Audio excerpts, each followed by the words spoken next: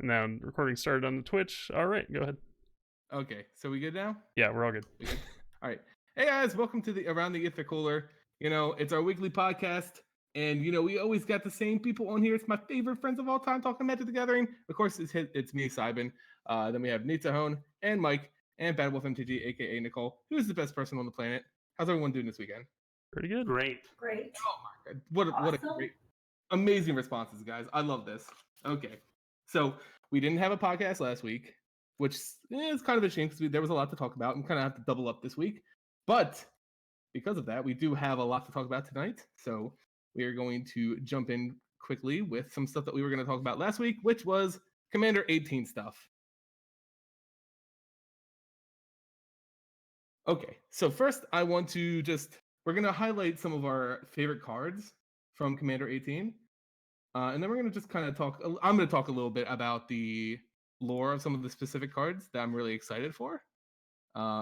Like, for example, my favorite card out of Commander 18 is Exmouth S, the Slumbering Isle. If you guys haven't seen that card, it's actually amazing. Yeah, it's pretty sweet. I love the art on it, and it's just cool. It's a creature land, but in a way that we really haven't seen too much of, aside from, you know, some of the, you know, big names like Merit Lodge or something like that. Exactly. I mean, that's like one of the first things I kind of compared it to was Merit Lodge. Well, Dark Depths. It's even weirder than Merit Lodge because Merit Lodge is actually a land like on the type line, you know, like whatever the land is called. It's escaping my mind. Yeah. Dark Depths. There it is. True. Yeah. So Exmouth S, it's weird because it's not a land. It's just a legendary creature, Kraken, right off the bat. But you do have to remove those counters before you can actually do anything with it. But it taps for Simic colors, so it's pretty good. Well, importantly, it is actually a land at some point because it says as long as it has counters, it's a land. Right. Oh, it counts as a land. You're right. Right. The text explains it that it does count as a land. Okay, so you're right. So how does that work with Blood Moon? Does it just shoot it in the foot? Oh, that's a good question. I have no idea. I think as long as it has the slumber counter on it, yeah, it'll just turn it into a mountain and nothing else. Ugh. Oh yeah, and does Blood Moon stop triggered abilities? Because the removing counters is a triggered ability. It's not an activated ability. I don't think would it stop it? Let me look at Blood Moon real quick. As you can tell that we don't play modern. No, it's a replacement effect. So yeah, it just becomes a mountain.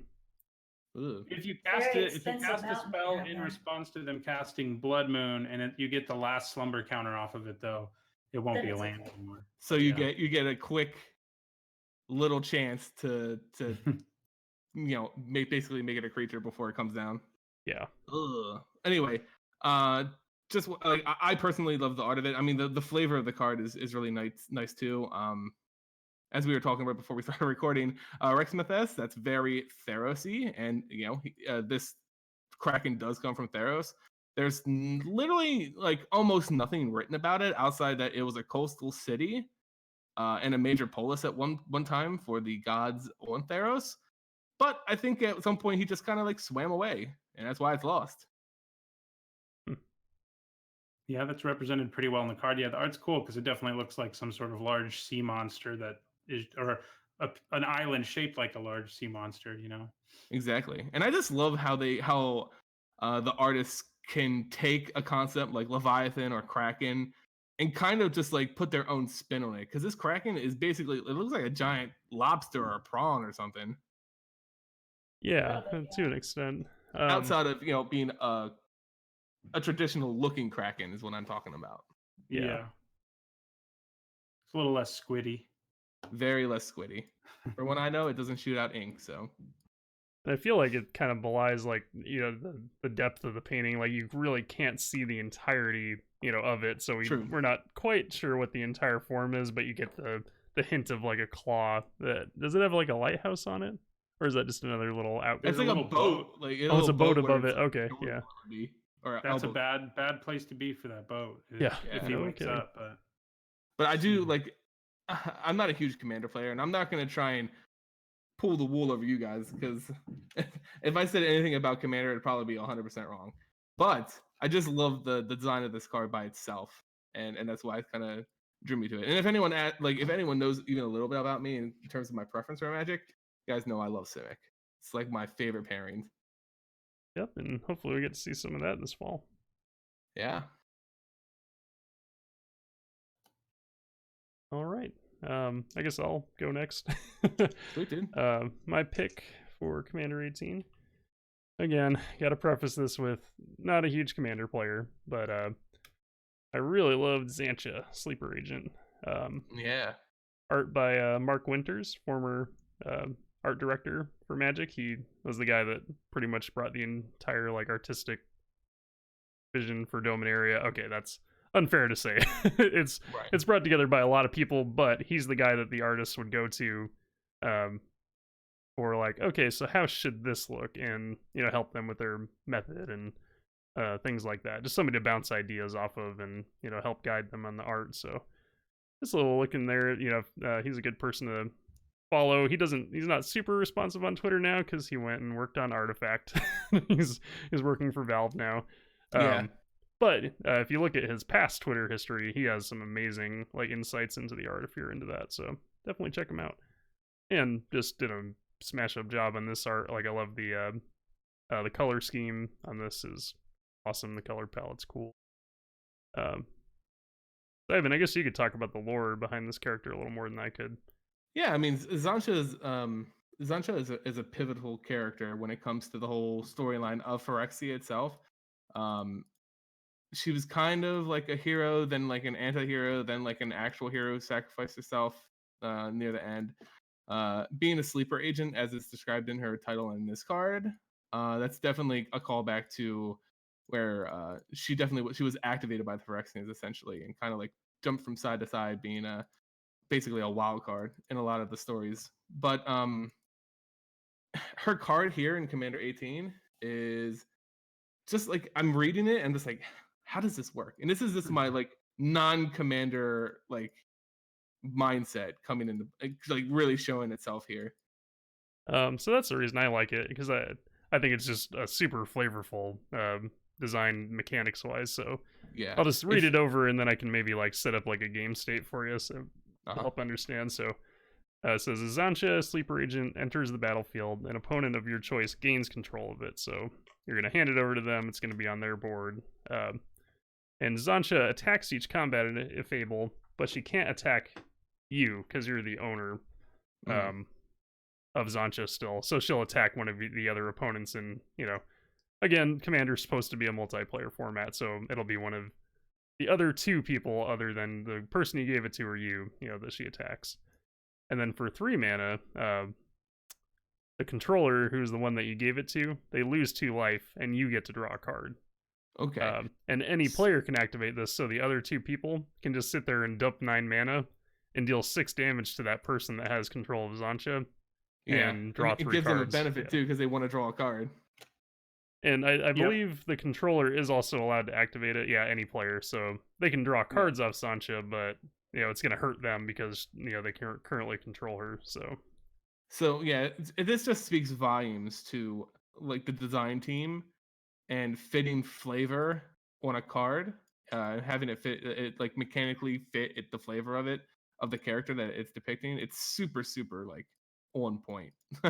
being a sleeper agent, it's insane. But the way you described it, I mean, it just took someone else to read over her actual text for me to kind of get it. Obviously, if you're playing in a commander match, you're most likely going to be multiple players, not just 101. But even if it's 101, it's not awful. It can't attack you, so it can't really do anything to you, but you can still sit there and 1-on-1, it's kind of busted.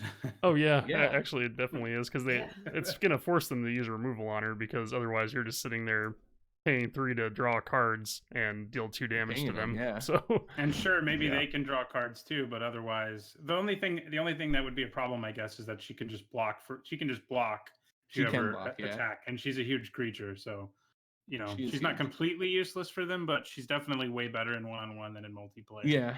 I feel like multiplayer though, feels like you're getting a little bit of extra value since she does have to attack every turn and can't attack you. So it's kind of like it's pitting 2 opponents against each other. Not to mention that you can get the draw and deal 2 damage to the actual person who controls her. So I don't know. And there's a lot of complicated decisions too, because it's like, Yeah. okay, this is a 5/5. It's kind of a problem, but I also like the fact that if I'm flooding, I can just use her to draw cards and do damage. Like, and so do you want to block her? I don't know. So it's definitely it creates complicated game states where you have to really think about the next few turns. And see, I was sitting here thinking that Commander wasn't a thinking man's game. I thought it was just like, oh my god, I'm gonna play this card. It's gonna make everyone's graveyards turn into Coca-Cola cans. Wow. Yeah. And yeah, honestly, the reason I picked this card is because it kind of makes me want to play Commander a little bit. If I can find the right group of people that's gonna have, at least somewhat similarly powerful decks. Because the problem at my LGS is that people seem to have a lot of expendable income, and they have like insane stuff in their Commander decks. Just like, not saying like Power 9, but the stuff just a step below that. Like Bazaars of Baghdad and things like that are $800, and it's like, oh geez, like I couldn't even imagine spending that much on a single card. And they just have the most busted decks because it's just a very competitive Commander scene. But if I could find a group of casual friends that would want to play, like, that seems like a really spicy, just fun card to play with. Yeah, for sure. And flavor-wise, is that supposed to be like Urza's Tower in the background? Yes. And then she's like entering a Phyrexian something or other. I have Sauron. Yeah, kind of does look like wrong Mythos. Sorry. I think it looks like one of the arts for Urza's Tower a little bit. Isn't there like a Phyrexian Tower? Not that one. Isn't that a card? Isn't Phyrexian Tower a card? Look, guys, there's been a lot of towers across Magic's history. The search term Phyrexian has a lot of results. Yeah, it's the Phyrexian. It's the Phyrexian Tower. You're right. Yeah, that is definitely it. Which doesn't look anything like the Eye of Sauron. No way. No. Not at all. Nope. No similarities. So, Nicole, why don't you go into one of your favorite standout picks for Commander 18? All right. Well, Sidon likes Simic, but I'm a mono red player. And Varchild, Betrayer of Keldor, is a sweet card. I am so excited to play with this card. I just want to brew all the decks up with this card in it. Oh my god, this is another card that's just like so weird to me, but it has a super cool mechanic. Yeah, I'm just it just looks so interesting. Well, and she interacts with some very, very old cards that made survivor creature tokens that have been useless. So she's kind of cool in that way, and that it's sort of a callback to some very old cards. Yeah, that's cool when they can revive like an old card by making a new card that can call back or combo with it. Yeah. Except we still never got contraptions in a non-silver bordered set. Not yet. Maybe one day we will, though. Oh my! If they didn't do it for Kaladesh, when are they gonna do it? Yeah, that's Kaladesh would have been the perfect like scene for it, Well, we're going to go back to Kaladesh at some point. We have to, right? Yeah. I would say that, but at the same time, I don't know. When Phyrexia takes it over. That would be, first off, a lot of people already wanted that, so that's not even far from like the possibility. And that would make sense game-wise, because they got to find a way to get rid of the flavor-wise, because Energy was obviously sort of a failure in terms of design, because it was just too powerful and too parasitic. And if the Phyrexians came, then you could just say that they destroyed it all. It's gone. Yeah, they mixed Energy with Phyrexian mana. Exactly. They're going to combine the two most broken mechanics for mana reduction. Go. Phyrexian mana is way more broken than Energy, to be fair. Like, that was... I agree. Man, that's... Oh my god. But for the audio listeners, Nicole, do you want to give a rundown of how the card works and just read the text for him? Sure. So it's 3 mana and for 3/3, so already I'm like, yes, I like my 3 mana 3/3s. So whenever it deals combat damage to a player, that player gets to create that many 1/1 red survivor tokens. But they can't block or they can't attack your planeswalker you control, so you're safe from them. But they can just wander around and do whatever they want to anyone else. So that's cool. And then if Varchild ever has to leave the battlefield, you gain control of all survivors. So they come join your party, and it's great. Yeah, it's pretty cool. So again, in Commander, it's funny to see because you're giving your one of your opponents all these 1/1 red survivor creature tokens, but they don't want to have these things alive. They want to try and kill them off as fast as possible because they don't want you to gain control of all of them. So they're just going to be flinging at other opponents. Yeah, and your opponents may work together to get rid of all the survivor tokens before your Varchild dies if they're that worried about it. So yeah, but then they've expended how much energy to get rid of that for you, and you're like, that's fine. And you got all that out of a 3/3 for 3 mana, so yeah. It seems like all these cards their sole purpose is to just cause chaos on a commander board. Yeah. I really like the way somebody painted kind of a word picture of the flavor of this card. So you play Varchild, and then as she's attacking across the battlefield towards your opponents, she's like wreaking havoc and making these survivors that are fleeing from that land to the other players' sides of the boards. And then once Varchild is gone, all the survivors return because she's gone and not terrorizing their village anymore. So I really wish I knew a little bit more about this character. I really don't know too much. I know Jay has said some things on Twitter. I just haven't followed up and done my own peering into what this character is or how it might connect to their mechanic. I'm really interested to see. I've seen that they've done a lot of flavor ads for these commander cards, so I wouldn't be shocked to figure out that their story or background goes hand in hand with the mechanics of this card. I just can't speak on that really. I know there's a really old card called Varchild's Crusader. She's been in her things related to her have been referenced in the game, but this is the first time she's gotten her own card. Exactly. Yeah. There have been a bunch of cards that either reference Varchild or Keldor. So it definitely has some background and story to it. I'm just not very familiar on it. Yeah, and if you want to see more about the lore behind these commanders, if you follow Ethan Fleischer on Twitter, he does little write-ups on a lot of these guys. So, and just a good source for the little lore tidbits. I think that leaves us with Nitsuhone? Yep. I wanted to talk about Brutaclad Telcor Engineer, who is 4, a blue and a red for a 4/4 legendary artifact creature Artificer. All your creature tokens get haste from it, and at the beginning of combat on your turn, you create a 2/1 blue Mer artifact creature token. Then you may choose a token you control. If you do, each other token you control becomes a copy of that token. How many times can you fit token in one text box? But wow. It's a really cool card. We've seen lots of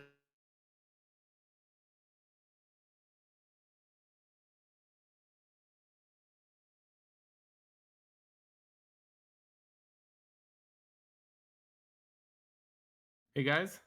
Oh, yeah, I think we lost you there, Nitsuhone. Yep. I was wondering if it was on my end. No one was talking. I was like, oh my god, what happened? So it wasn't me. Oh, that's good. Yeah, he just dropped out. I was thinking it was definitely me. It looks like Nitsuhone may be lagged out. Anyway, I'm gonna. Oh, hey, you back? Did I lag out? Interesting. Yeah, you did. Right in the middle of the description, it says what? I wasn't sure if everybody was gone or if it was just Nitsuhone because we were all trying to be quiet just in case. Okay, I'm back. Anyways, anyway, just a little bit. Yeah. It was after I finished reading the card, wasn't it? Yeah. Okay, so it's a cool card because there aren't a lot of blue-red token commanders. There are a lot of token commanders, but this is really the only blue-red commander who really wants you to play a bunch of creature tokens, and I think that's cool. Flavor-wise, I don't know if this is someone who created the Mer, but that would be cool if that's who it represents, because the Mer in general are pretty cool, I think. And I like that just on its own. It's a 6-mana 4/4 that puts a 2/1 hasty Mer token into play, the turn you play it. And then later in the game, it just starts letting you, if you have crazy tokens, 5/5 dragon tokens in play, suddenly all these 2/1 Mer you have are becoming 5/5 dragons and everything. So it seems like a really fun card to build an EDH deck around, and it seems powerful to me too. So again, this is a character that I can't really speak on flavor-wise because I do believe that the Mer were created by Memnarch. Oh, that makes sense. So I'm not like this might just be like I don't even know. Like It looks I guess corrupted maybe though. just a Phyrexianized artificer who really Hmm. likes the Myr and maybe makes his own Myr. Yeah, Again, Yeah. it's something I can't really speak much on. He can clearly manipulate Myr too if he can make 2/1 Myr tokens into whatever, you know. Yeah. So yeah. it definitely fits in with the theme of that deck though with Saheeli. That one seemed like it had the strongest theme out of all the decks because unfortunately the Windgrace Jund deck didn't actually seem like it had a lot to do with lands matter. But No. this one definitely makes a lot of tokens and things like that. So I almost think Brutaclad seems more fun to have as your commander than Saheeli the Gifted personally, just because like Saheeli's cool, but she's not all about tokens, just mostly about tokens. This guy's all about tokens. So, and she really wants you to be playing artifacts more than anything. And you can build a Brutaclad deck that doesn't really care about artifacts other than the Myr tokens it makes. And you can have a bunch of ways of making dragon tokens, of making, every kind of token imaginable, Drake tokens, all these things that having a board turn into your board of whatever tokens, little 1/1 tokens turn into 2/2 flyers or 5/5 dragons seems pretty sweet to me. and then you live the dream and you get Merit Lodge tokens taken out. Oh, it's legendary though, wouldn't it? Yeah, So it's legendary, so that wouldn't go so well. Oh, you have Mirror Gallery out before you do that. So there you go. There you go. It always seems to be people's dreams to go back to Merit Lodge and get it out as soon as possible. Well, she's one of the biggest. It seems to be like everyone's fantasy. One of the biggest, creatures in the game, so it makes sense. Yeah, it's definitely just one of those things that everyone just wants to go back to and just mention at some point. So would you guys feel? How do you feel about the Commander 18 decks in general, though? What are your thoughts on them? Well, like I said, seeing Zancha made me kind of want to play Commander. That seems to happen every time they do.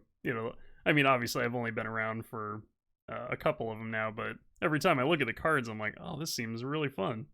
But then I just run into that problem, and again, I think it's just my LGS. They're just a little too competitive for this format for my taste. Obviously, if I play Standard, I want the opposite, and unfortunately, because everybody's such competitive Commander players, the Standard scene at my LGS is not very good. So, right, it's little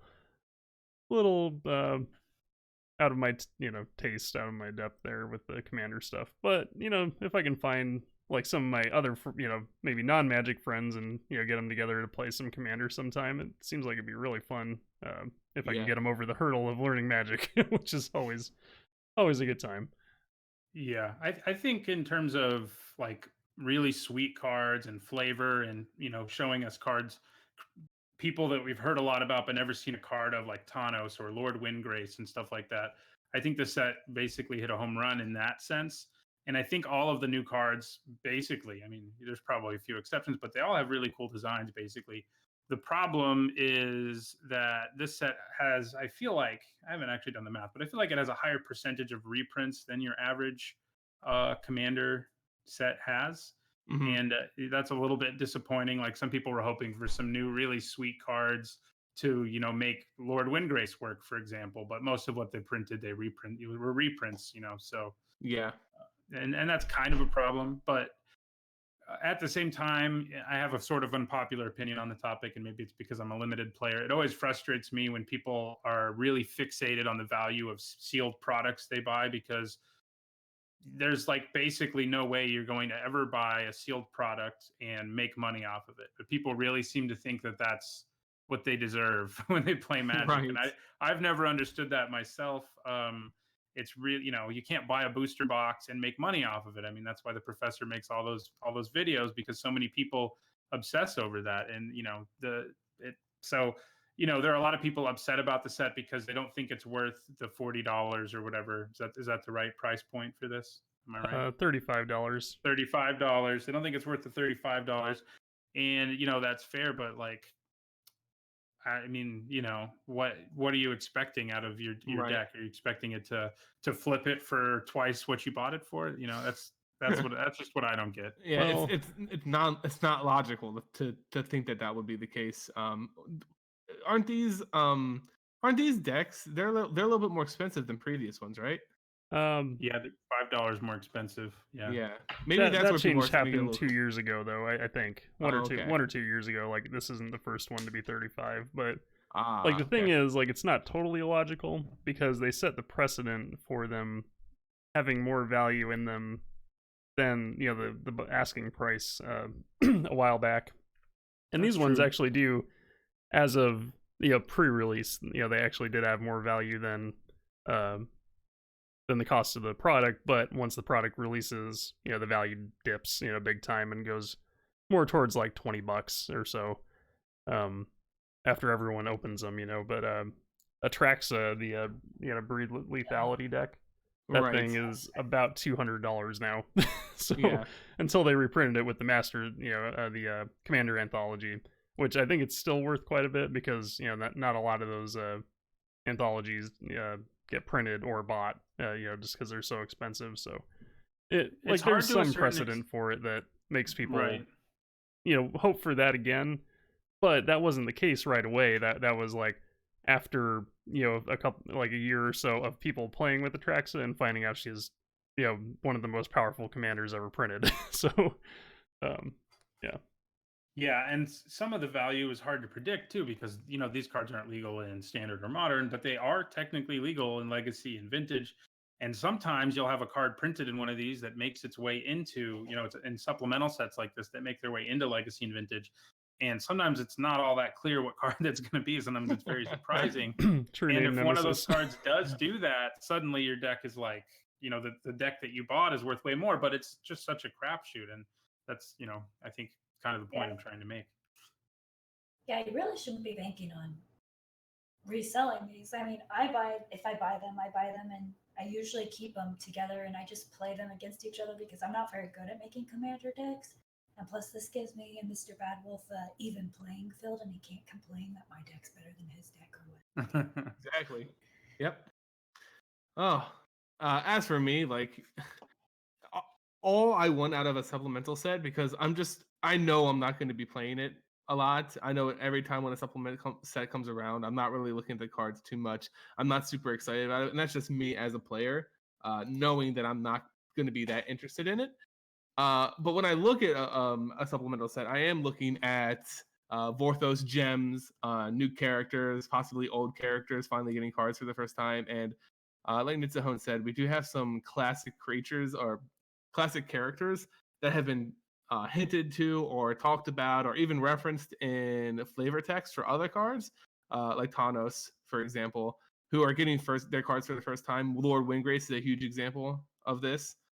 But at the same time, they also introduced a couple new planeswalkers that I'm super excited to see if they see again, and one of which being like the most broken, overpowered planeswalker from a Vorthos standpoint, and that's Aminatu, the Fate Shifter, who just has like the abilities and power of a god in comparison to all the other planeswalkers. Only from a lore standpoint, guys.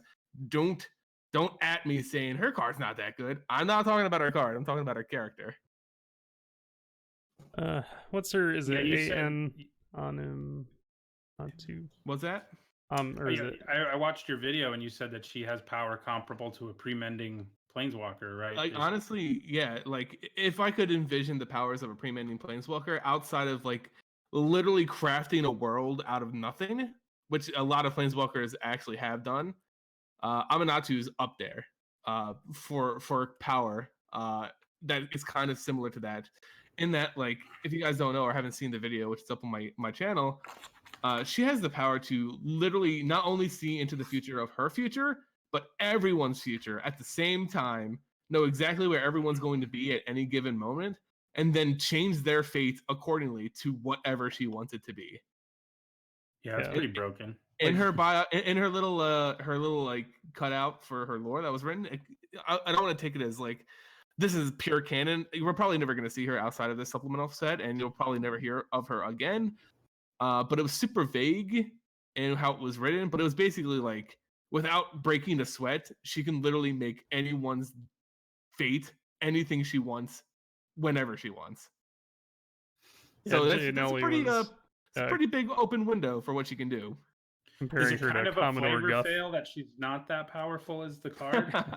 I would say that, but there's no card that you could ever make that would that would reach that kind of level in flavor wise, you know. She should have an ultimate that lets you take control of your opponent's turn or something. Come on, flavor. Okay, if a card had the ultimate, you know, take control of your opponent's turn forever, it would be like 50 counters. Well, right. I'm not expecting it to say forever. I just mean once, like Mindslaver. That would be a powerful No, effect. I want to see it forever.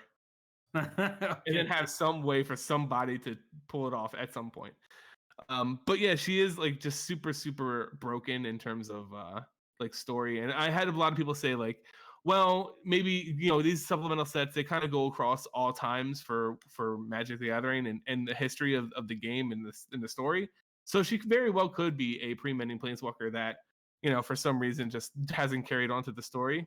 Or maybe her new post-mending form just wasn't as powerful, and maybe she died of old age or something like that, which is possible. It's very possible. I like to kind of believe that it could be something that they bring back and kind of play with as maybe like oh my god, we've gone too far with the story, we need a fix.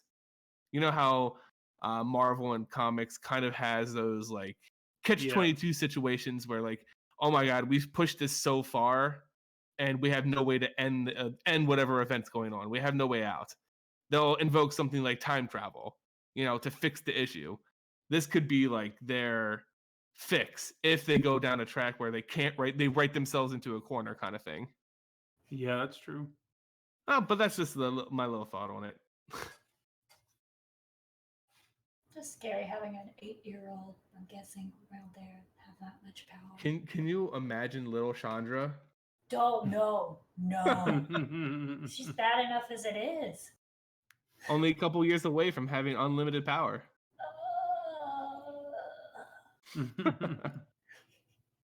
All right, so I think we are good on Commander 18.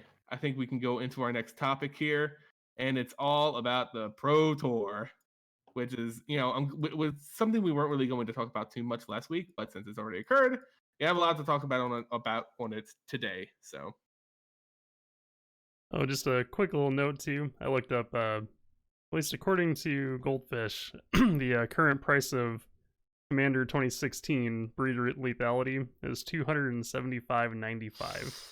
Oh Original sales price $35. If I were a minute to, I would go back in time and buy a bunch of it. Oh man, that's insane! I can't believe a sealed product. And it's not that old either. That's the thing. Like you expect that from like an old booster box or something, but that's worth more than a bunch of $100 booster boxes from like cons or, you know, other things from around that time or earlier. I know it definitely wasn't that long ago because I remember making my first lore video on Atraxa, and I was making that as the set was nearing release. So it definitely wasn't that long ago, if I can remember it. Yeah, booster box of Mirrodin is only $424.95. Like compare that, you know. Yeah. To and that's over a decade old. Ugh, that's crazy to think about. Anyways, do you want me to lead in on the Pro Tour? Yeah, take it away. Anniversary? Okay. Yep, so this past weekend as of now was 25th anniversary Pro Tour. Our winners this year were from Team Hot Sauce. It was Alan Wu, Ben Hull, and Gregory Orange. Love that last name. Where I'm in that. So between them, they won $150,000. So pretty cool. Congratulations to them. Woo. Yeah, just like quick things. Like this is like the biggest prize pool we've ever had. Still fairly small compared to things like Hearthstone, but you know that's kind of what we've come to expect. It's, you know, a bit economies of scale here. So but we also had the Silver Showcase this weekend, the ever controversial topic there. That was won by a former Magic Pro. Who help me out here, Nisahone? Who? I don't actually know who won. Was it Kibler or? Well, we will Williams. try to find that for you soon. Okay. So wait, it wasn't a Hearthstone Pro? No, it was not one of the Hearthstone pros, but they actually did pretty darn good. I know Kibler didn't make it super far, but yeah, the one of the older pros that's retired, since retired. It's probably David Williams then, but I guess I can check. You'd have the current guys. Yeah, if you could look that up while I'm. And then also we got to see like the bits that I did get to see live. I'm gonna go back and watch the VODs for this. I didn't get a chance to watch the entire thing, but what I did see was really fun. They had like lots of little side events going on, like Brian David Marshall and Marshall Sutcliffe got to crack open a pack of beta and do it like they would nowadays with their first picks and stuff. Didn't open anything too crazy. I think they got Elvis Archer as their rare, which isn't nuts for a price, but yeah, still just really cool seeing these old cards getting opened. So for sure. Didn't see a heck of a lot of like no Power 9 were open during the Silver Showcase, but it was still really enjoyable to like see all these old cards and get commentary on them. Because it's kind of hard to nowadays to gauge their power, because the power was just so all over the place back in the original release era. So it was Stanislav Sivka who won. Yeah. He's sort of an old pro. I mean, he was never like a really. I mean, he has a couple Pro Tour top 8s and stuff, but he wasn't like a big part of the game, and he kind of is a Hearthstone pro now. Oh, he is? Okay. Oh, is he? Or a poker player or something. I mean, I have to look it up, but I know he's not. I want to say he's a poker guy, but I think he's still the leader for his region, right? Because that's how they chose some of the people. Was like no, he's not. He's one of the people they invited. Yeah, he's a poker player. Okay. So he was So it was a non-main. Yeah, he has Magic one Pro person. Tour top 8 ever. He's the guy who won with the eggs deck. That was ridiculous. Oh, jeez, and took awful forever to watch. Yeah, so it was someone who wasn't, and Amaz was the other person in the finals who is basically a Hearthstone pro. So. Amaz, I do know as a Hearthstone pro. So yeah. To be fair, he's kind of a multi. He does all trading card games and is pretty professional at him. But he is mainly Hearthstone guy, so that's where he came up. Yeah. Well, so that's too bad. Because I saw. Okay. I saw Paula Vito Domodorosa tweet out like, "Sorry guys, I really wanted to win this for all the Magic pros and make sure it was a Magic pro, but I think he went out in like the third or fourth place, but still congrats to those guys, because again, at the end of the day, we can't hold it against them, Yeah, they went there and they played. Yep, this was Wizards' thing that they did. So like I said, I just wish that they would lean more on their community, because like imagine if they had like took even like a tenth of that budget and just flew out Jimmy Wong and Josh Lee Kwai and had them play Commander with like a couple celebrities like Amaz or somebody. Yeah, like people would have enjoyed it so much more than the Silver Showcase. And it shows off the like fun side of Magic, because we all talked about how we're not super into Commander, but it is like the most popular format because of how casual and flashy it is. Yeah, and it's like a good lot gateway. Of people into it. But instead, let's show a bunch of people playing beta with weird, non-powerful creatures, and everybody knows. Rochester Draft, which isn't a format anybody plays. I actually do like the Rochester Draft though for the camera. Yeah, no, it is good it's cool, yeah. Because you get to see the picks, and like kind of, and they're able to do better commentary on like why people are picking what they're picking, and it's kind of like when you're teaching somebody how to play Magic and you play heads up, so that you can learn easier. But in general, I wasn't super impressed with the idea of it. And, I don't know if you guys had any final thoughts on that. Not that we need to spend a heck of a lot more time on it, because we already, kind of tore it apart a couple weeks ago. My only thoughts on this come from the obviously the outreach they wanted to do in terms of promoting on Twitch and promoting their live video coverage of the events. I wasn't tracking it, of course, but I have seen people provide screenshots on. Especially like the Silver Showcase and stuff like that, how they weren't just getting the viewership that they kind of wanted from the event. I'm not sure if that stayed consistent during the entire thing or not, but I did see a few people talking about that. Yeah. It'll be interesting to see what lessons I hope they learn a lesson from this, because the viewership for that for the Silver Showcase basically just rivaled an SCG Open. So yeah, that's a little embarrassing on their part. It was supposed to be one of their like hallmark, like where this is going to drive views type of event. Well, it's supposed to be a showcase.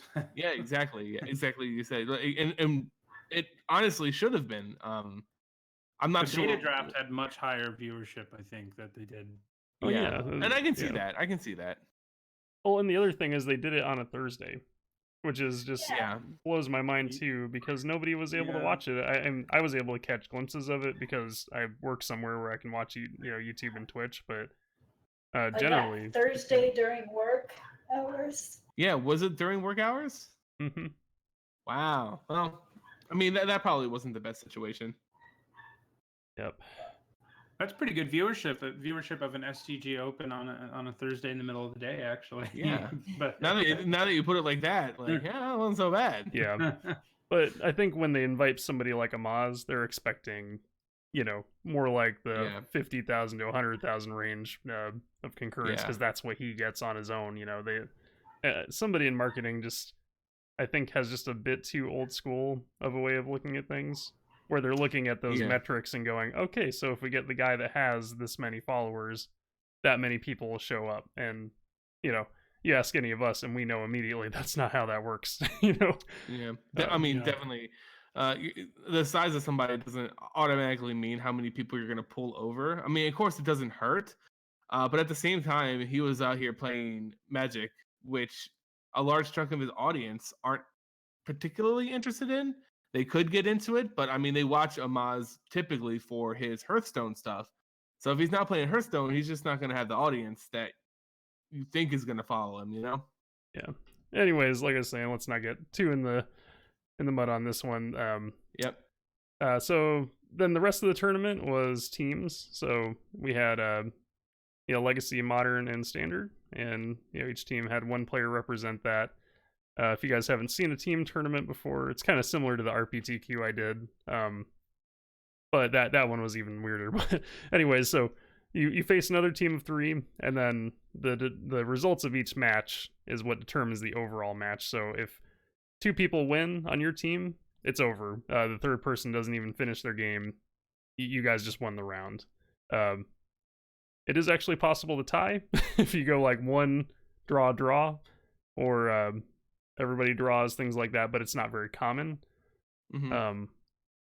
It was interesting. It's definitely a weird format, though. Like, I think last time, I think it was a Grand Prix, but Jacob Wilson once went like 2-15 or something and still got in the top 8 because his other 2 people did so well. And he joked, and he's a great player, and he joked about it on Twitter and stuff, just because it's like probability wise, it's so ridiculous. But that is part of the problem. It's hard to know how each of these decks actually performed at this point with the amount of information we have. We just know collectively how the teams performed, basically. Yeah, and that's a problem with the deck reporting. Like, Wizards has those numbers, but they don't release them right away or ever, possibly now. We'll get to that. But yeah, it's definitely interesting to watch. But I have to say, like, as somebody that doesn't have enough exposure to Legacy, like, the Legacy games just didn't look that fun to me. And this is extremely, extremely subjective. Like, if you are a Legacy fan, you're going to enjoy seeing Legacy on camera at the Pro Tour. But like, when I watched the matches, they'd switch between Legacy, Modern, and Standard. They really focused on Legacy a lot, which I found, again, a little interesting. Like, they're so split because they want to please the older fans, but they also want to make outreach to new fans, that might be finding them on Twitch. Obviously with the Silver Showcase was an example of that. Like, that was very pleasing for older fans, aside from inviting non-Magic people to it. But not a great, PR opportunity for new players, because, again, beta is weird. Weird and old. Yeah, for sure. And Legacy is kind of the same. It's they're seeing prospective new players. If they watch those Legacy matches, there were multiple Legacy matches on camera that ended on turn 3. Yeah, I mean the Eldrazi aggro decks, which is ridiculous because they were actually legal in Modern briefly. Those decks always do really well in Legacy, and yeah, they can play a Reality Smasher on turn 1. So it's just a 5/5 trampler with haste. So the game can end incredibly quickly. Then you have Reanimator decks, who obviously can very quickly bring anything back from the graveyard and kill you. Yeah. There's decks like that just aren't that much fun to watch. I mean, they're kind of fun, but then the moment's over, I guess. And then the decks, the deck in the format that's sort of the slowest is the Death and Taxes deck, which just hates on everybody and just plays a bunch of 2-mana 2/2s basically and kills people with creatures who hamstring all of these graveyard strategies and land based strategies and things like that. So yeah, I don't think it's that much fun to watch either, I guess is what my point is. The very first round, one of the players had a card that's typically in the sideboard in their main board. And like I said, it literally ended on turn 3 because he had Besiege You that shelters all on his main board. And it totally shut down the other deck. And it's like not something that's typically main board. And it's just not like if you were a new player tuning in, it's like Hearthstone has some pretty broken stuff, but games don't end on the 3rd turn most of the time. No, yeah, well, Chalice of the Void is such a staple in Legacy right now. It almost makes sense to mainboard Besiege You, which makes it so your spell can't be countered. So yeah, you can push your spells through a Chalice, which that's the other not exciting thing to watch about Legacy. Although I don't think any manage the top 8. There are a lot of prison decks that just try to slam a Blood Moon and a Chalice of the Void and just grind out a win with the 4/4 equipment that has lifelink and vigilance guy, and just it's not. Yeah, I don't think it's that much fun to watch either. Yeah, if you ever wonder why blue is in every Legacy deck, it's because if the only way that anything happens is if somebody can get a Force of Will off at the right time, because that's what draws the games out usually, is if somebody can turn off that 1 turn or 2 turn win combo with a Force of Will immediately. So. And then Modern was Modern. It was just all over the place. We got to see some good old eggs action with Parkland Ironworks. I think Ben Stark was piloting that and showed up on camera, which again is, I mean, maybe it appeals to some players, but like, oh yeah, it just looks so painful to watch them have to like, go infinite with this really complicated. And that one I admire a little bit, at least, because from what everyone says, like, there's a reason that Matt Nass keeps winning, and it's because he pilots that thing so well. And it's not, it's not like you see tons of other people top 8ing with it. It's just him. He literally won 2 Grand Prix. I don't think in a row, but he won. I think it might have been in a row. Oh yeah, it might have been in a row. It was close to in a row though. Yeah. And it's just because his play, like the tightness of his play is just that good, that refined. So. Well, it speaks out to Modern being a format where if you know your deck really well, you can do really well with it. Yeah. I do think like Humans and Hollow One are probably both decks that like new players can watch and think are cool and fun, and those decks are doing really well in Standard and Modern right now. I think I like Modern a lot actually. Before I started playing Limited, it was probably my favorite constructed format. I mean, I guess it still is, but I used to actually play it before Limited took over my life. But so I enjoy Modern a lot more, and the decks are just, sure, games can end on turn 4 or 5, but the decks aren't as busted as they are in Legacy. So yeah, it's not fair to just call out Cork Clan, because Humans, like you said, is a fun. It's a tribal deck, so that does look a lot more appealing until you see the price tag, and then you're like, well, not playing that as a new player unless you are independently wealthy. Humans and Hollow One both have cards from really recent sets in them. They've been made into decks by cards from recent sets. Obviously, Hollow One, is from one of the sets in Amonkhet, and the Humans were powered up by various things, basically Kitesail Freebooter and one of the lands in the tribal land, basically. Yeah, that. So. It's cool that people always complain when a new like Modern players are like, nope, none of this stuff's going to see play in Modern. But lately, Modern's been getting impacted by standard sets, so yeah, that's cool. it's still just one of the priciest decks though, and with humans, it's $1,399 is the median price right now. So yeah, I mean, 4 Caverner Souls, That right there does it. yeah, Nicole knows what's up. She just gave one of those out. Yep. But yeah, so yeah, I've definitely enjoyed watching some Modern gameplay, but mainly with Saffron Olive. Like he just adds that bit of personality, I think, that makes it work for me. But watching it in tournament play, not super interested. And again, that's me.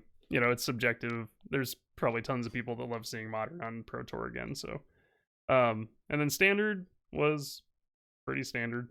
Yeah, not a lot. We didn't see a lot of big changes, really. With one exception. I was gonna say with one glaring exception, of course. But I think we did. mean, honestly, like what were the decks that were topping? Red, black. Let's see for the red, final. black, and white, blue, I believe. Yeah. So things that we've seen already, things that we know, things that we hate. Well, sorry, I don't want to speak for everyone. Things that I hate. I know there was a lot of Rakdos aggro, and there was a lot of mono green aggro standard at the tournament. No mono green aggro has made it into the top 4 or top 8, but that deck I think overall did pretty well. Yeah, definitely. Yeah, it was actually fairly diverse though, compared to what some people would have you think. Like, yeah, there was plenty of red black aggro, but I don't know, it was actually a pretty decent split. Like, I think Grixis mid-range might have actually... Oh no, red black aggro was huge. Never mind. It was all over the place. I think 5. I mean, yeah. It's actually pretty close with Steel Leaf Stompy though. I'd say like Steel Leaf Stompy was about 2/3 as many as red black aggro, and then Grixis mid-range had a good showing. Red black just did better. Esper Control was there.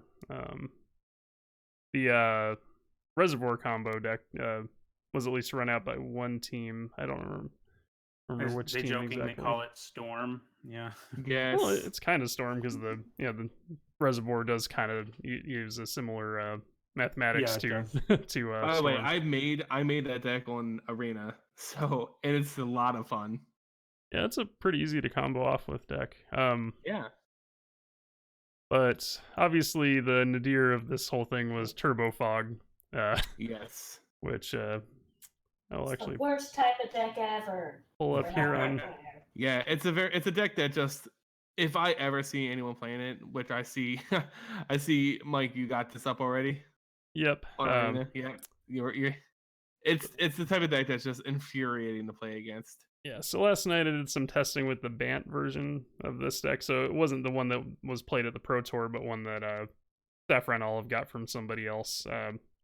What was that pro's name that's been pushing it all? Zach Elsick. Zach. I think he was using Zach Elsick's list from one of his streams, and even with that list, that wasn't not the Pro Tour refined version. I went 6-0 last night in competitive on Arena. I know that's not. Some people say, well, Arena's not as competitive as MTGO, and that's true. But I was playing against tier 1 decks, and if that says anything, I beat Black Red, no problem. I beat the Reservoir combo deck, no problem. I beat Green, no problem. But like, there's just so many outs for this deck, and it's just so hard to interact with Nexus of Fate. Which, just a reminder for if you're listening and you can't see it here, it's a 5 and 2 blue instant spell. Take an extra turn after this one, and if it would be put into a graveyard from anywhere, which is actually very important, you reveal it and put it into your library and shuffle your deck. So can't be hand hated, which is crazy. Like Duress does not handle this thing. It just goes right back into your deck. And nobody's willing to run a Lost Legacy.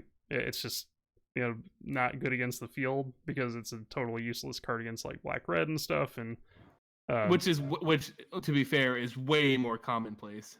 Because Lost Legacy is double black in the casting cost, which is too much for the Black Red decks, because they are only splashing for black. Unlicensed Disintegration. Yeah, little things like that. Scrounger. So there's just not a lot of good hate for it. Doomfall is like one of the few, but again, you just have to know when that card's in that person's hand and nail it. But it's not even your only win condition is the thing. Like it's also just a decent deck on its own because it plays the ramp strategy of all the deserts and utility lands. So it's just a very versatile deck. The Pro Tour version is, like I said, a bit different. It uses fog strategy. So if you're not familiar with the terminology, Turbo Fog is where you just cast a bunch of fog spells, which are spells that say prevents all damage that would be dealt this turn, or similar wordings. So like Haze of Pollen is one of the current ones from Amonkhet. It's just 2 mana instant, prevent all combat damage that would be dealt this turn. So that one only prevents combat damage, but it cycles, which is important. So it lets you get to your important cards more quickly. Root Snare only prevents combat damage too, but that's plenty. But that's the way you're going to die. That's all you're looking to prevent. And this particular version runs Gifts of Paradise, which gives you fixing as well as giving you life back against the aggro matchups. It's kind of a mini fog because it gives you your life back, A little bit. Yeah. Then you got some ramp with Beneath the Sands. I guess this one doesn't actually run Hour of Promise, which is the preferred ramp spell in the other deck.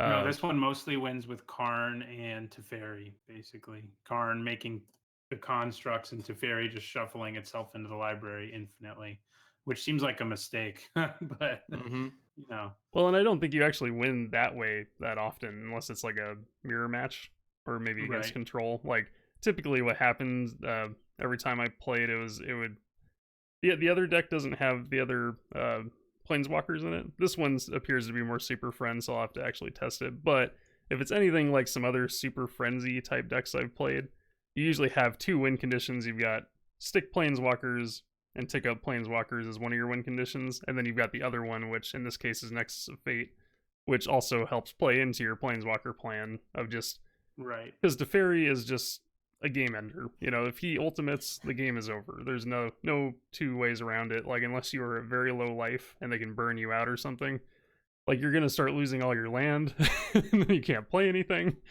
And I came out to one game in the middle of it, and one side has nothing on the table, no lands, no nothing. The other side has full board with Teferi and everything on it, and it's quite a few turns in. I turned to my husband. I'm like, yeah. He's like, what turn is this? I'm like, it's like 10 or something. He's like,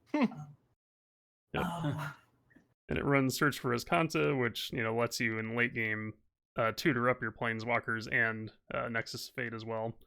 Because you can dig 5 cards deep with the activated ability on the flip side, pay 3, tap, look at top 4 cards, sorry, and then you grab one, and then Anticipate does something similar, lets you dig a little bit. Helps you get to your fogs if you need them in a pinch. Or your planeswalkers if you're ready to set up. So in this case, it looks like, Karn is just there for Karn advantage, as usual. And he can be a win condition if you can just stick some of your tokens to swing in while you're taking multiple turns with Nexus of Fate. Right. And I see is Nissa the steward there? That's a win condition too, I guess. Yeah, her ultimate making 2 5/5 elemental creature or lands into 5/5 flying creatures, definitely can end the game as well. So yeah, she's not in the Pro Tour top 8 one, but she may be in some of the other deck lists that didn't quite make it into the top 8. So which one was the top 8 one? David Williams. Oh, okay. I was looking at Raphael Levy. Yeah, David Williams just has Karn and Teferi, and that is it. And the Mirari conjecture too. That's interesting. Yeah, that's true. Yeah. Looks like you can double up your because I believe what happens if you cast 2 Nexus of Fate, you take. I actually never did it. Like, this is how bad this is. I was pretty sure that if you cast 2 Nexus of Fate, you get 2 more turns after your current turn, but I never did it because I was afraid that that's not how it worked. So is it how it works? It is. I'm almost positive. That's why the Mirari conjecture is in there, because then when the Mirari conjecture, which is the saga from Dominaria that lets you until end of turn. So the third chapter is until end of turn. Whenever you cast an instant or sorcery spell, copy it, and you can choose new targets for the copy. I see. So if you cast Nexus of Fate once while that chapter is triggered, you get 2 extra turns after the next one, and then that gives you another 2 turns to find another Nexus of Fate, and then just loop infinite turns. Like, I can't tell you how many times I cast Nexus of Fate and then drew another Nexus of Fate, possibly even the same one. Because when you after you cast Nexus of Fate, you have to shuffle your library and shuffle it back in. And when as your deck gets smaller and smaller, your odds of getting another one just go up, So it's just insane. And so the big problem is that Nexus of Fate is a buy a box promo, and we talked about this and how if Nexus of Fate ended up being good, would that destroy things? And we might be about to find out. Yeah, we're still a little early here, and there has been some discourse on is this going to be a thing? Is this not going to be a thing? So the conversation is now being had. But even a week ago, I was almost convinced that Nexus of Fate was going to be a nothing. It wasn't going to bring up any kind of conversation. I thought it was going to be fine. Now we're at the stage where it's actually going to be a conversation, and followed quickly after a conversation is sometimes action. And if they have any type of action against Nexus of Fate, it might completely just derail buy a box promos in its entirety. Even if they don't do anything against Nexus of Fate, and it goes on to just be a super oppressive card in Standard, it will still derail buy a box promos. Possibly they'll be so expensive. Nexus of Fate, I mean, it's already spiked something like 18% since the Pro Tour. Yeah, and this is like the day the Pro Tour ended when we're recording this or streaming this. If it ends up being legit, how high can it go as a buy a box promo? It's not in booster packs. It's basically already out of print. You can look at it that way. And there's only so many of them out there, so they're going to get astronomically expensive. And then we'll have to see what's the solution for that. Does Wizards just let it be astronomically expensive, which will upset people, or do they try to add more to the market, which will also upset people? So if it ends up mattering, like if the Nexus of Fate running decks end up being legit powers in Standard, and there's some indication that they could, it's not clear yet, it's going to be a problem. And Wizards doesn't have a good way of dealing with it. I think it's going to be a problem either way, no matter which way this kind of, hits the board. But as someone says in Twitch chat here, it's already up to $45. Yeah. So I think it's only going to go up, honestly. I almost picked a couple up this morning, not gonna lie. I was really tempted to just, And that's gonna artificially inflate the market right there. There's people looking at this right now who are like, I need to buy. And it's just the supply is going to be super, super limited out there. Yeah, and for me, it's not like I'm wanting to flip it. I just want to play, and I'm a little worried about how they're going to handle things, But as well as I do, there are people out there tracking this kind of stuff, and they're like, I need to buy every copy imaginable because I know it's going to, one, not only go up, and it already has a limited supply, but if I buy all the copies, that's going to limit the supply even more, and then I can charge even more for these copies. That's unfortunately the laws of supply and demand. But Nitsahone and I were discussing this earlier about what options they might have. And again, this is super speculation. I always say this, but they're smarter than us, except in the design team kind of goofed pretty hard on this one. But so it might not be any of these particular things, but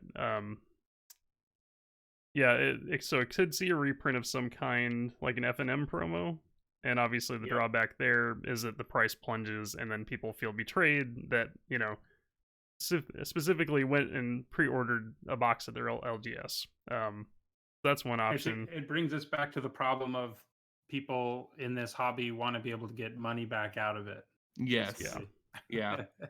Yep. Well, and the secondary market has forced that to be a thing, and it's always going to be that way because it's a collectible, it's a limited thing, and who's to say that Magic would even be around without it? Unfortunately, no, for sure. Yeah.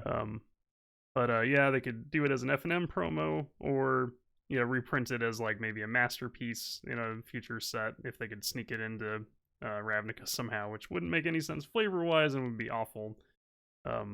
Because again, as we've seen with masterpieces in the past, they don't help that much with the price. They really don't. That's a great point, Mike. That I was going to kind of lead into, but you said it right off the bat. Masterpieces, they're still so rare. They're masterpieces for a reason. They're not common. So I don't know how much that would actually alleviate it. So what they did, I guess we could also reference what happened on MTGO, because the price also spiked really hard on MTGO. There was like a couple days. Thankfully they came up with a solution, but for a couple days the only way you could get the card on MTGO was through treasure chests, which is like the reward if you haven't played MTGO. When you play like a constructed league or I think competitive limited, you get treasure chests, which have random assortment of cards in there. That was the only way to get the card, and it had a really low drop rate. So what they did was they just upped the drop rate. The price immediately, dropped down and stabilized. I think they were kind of speculating on how much they raised the drop rate, but I'm sure it'll find a much lower price now than $80 or whatever it was. And it's easier to do that without enraging people, because that was already the only way to get the Magic Online, because you don't have a buy a box promo on Magic Online. So I actually just thought of another way that they could do this. That might be the least impactful. Is LGSs run the standard showdowns, and they have standard showdown reward packs. Maybe they could do something similar to the treasure chest, but those are much lower volume than treasure chests on Magic Online. So, you're still looking at, a very slow trickle, into the secondary market again. Unless they like guaranteed that standard showdown packs had them, inside, because then you're still looking at, a random skew of whether it gets opened or not. And it takes a while to get those out to people, so it would be, a delayed fix for sure by at least a few months for them to print them and get them to the LGS. So yeah, unfortunately, Wizards of the Coast kind of backed themselves into a corner on this one. There's no way you're going to be able to please everybody with a fix, and you're definitely not going to please everybody by leaving it the way it is, assuming that it becomes, kind of not like the best deck out there. But even if it comes close to just being playable in tournaments, it's playable in tournaments. It's already proven that, and that's why we're having this discussion in the first place. It has a really good matchup against the aggro decks everyone was worried about a few weeks ago. So, it's really good against the Rakdos aggro and mono green stompy decks that everyone thought were. And they still did really well. But if those decks continue to be good, that's just going to continue to rise Nexus of Fate's cost, because it's part of the deck that, is sort of the card, the one that can do really well against those aggro decks. Yeah, exactly. And like I was saying, it's just there's no way you're going to make everyone happy on this. If you flood the market with them, you are going to get those people who are upset, not only the secondary market kind of people who buy a bunch of them and now upset that they're cutting the price on what they can sell them back for, but also the people who thought they were unique and special for the buy the box, and they bought the box specifically for the program to get the card and all this kind of stuff, and then it comes, it's reprinted in Ravnica or something like that. I just don't think no solution is going to be good for everything. Yeah, and then the other option, the knee-jerk option that everybody loves to jump to, is to ban it, and obviously that's just a no-go. Like, we've had too many bannings, and they could also do their classic, well, we're not going to ban the cards, Saheeli, but we're going to ban the enablers. Yeah. But that doesn't work either, because the enablers for this card are way too expensive on their own and popular, which would include Search for Azcanta, Teferi, being the main culprit. Yeah. I can kind of see Teferi getting banned, but please no. They didn't ban Saheeli, so I don't think they're going to ban it. As an owner of 4 copies, and he's such a key character, like, there's so much that works in his favor of not being banned. But I agree that he's kind of a toxic card. Like, I really wish they hadn't made him able to tuck himself. Like, it should have said any, because I know they wanted to leave it open for like skilled play where you could tuck your own stuff and things like that, but it should have said other than Teferi. If they had just added that line, it would have, the card still would have been great, like, and it still would see play right now, but with that, that extra alternate win condition, which I just hate, and I'm a control player. I hate it. That says something. Yeah.